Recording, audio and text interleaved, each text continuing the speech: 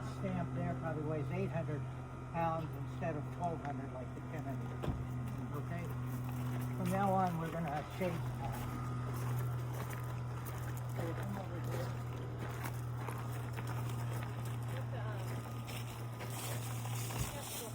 So if we look back, you can imagine originally this was a big valley, and it's all been filled in. And what's it filled in with? Waste rock, the rock that came from digging into the earth. Okay, they got to put it somewhere, so they put it all here, and then they put buildings on top of it. Oh, okay. That building over there, that concrete building is the most unique building on the property. We call it the oil house. That's where the flammables were stored. In Amador County, during the mining time, we had a large contingency of Italian miners, Serbian miners, and then all the others, the English, the Dutch, the Russians, whoever. And it was the Serbians who were given the job of building the oil house. So they built it in the architecture of the home country. Wow. Get a little The roof homesick. line and the whole bit. Yeah. And then if you look over to the right, you'll see those great big wheels laying on the ground. Well, those are fillets or sheaves. They're 10 foot in diameter, and there's two of them up there, and that's where the wire rope goes over the top and down to the attached to the top of the skip. That's the boiler room over there. There's only one boiler in it because when it was converted to electricity, they didn't need but one boiler for the showers and steam heat for the mine office.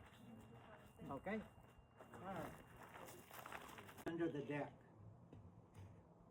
They had 2 8-hour mining shifts and 1 8-hour maintenance water bailing shift. Wow. So at the 500-foot level, they had a big water holding tank. Another one at the 1,000-foot level, another one at the 1,900-foot level. At the 4760 was the sump, below the 4650 one. Wow.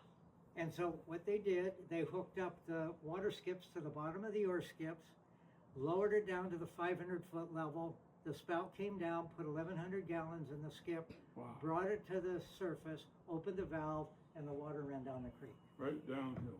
Right downhill.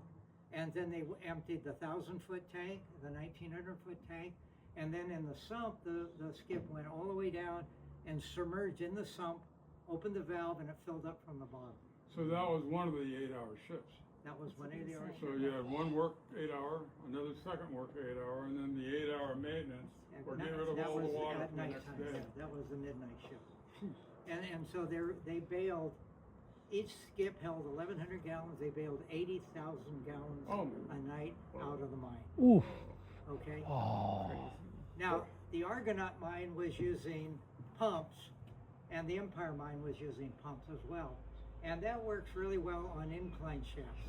Lower. Because you could, well, not only that, but you could use it in stages. Here, that's not practical, but the baling worked just fine. One other part of this I'll show you is right above me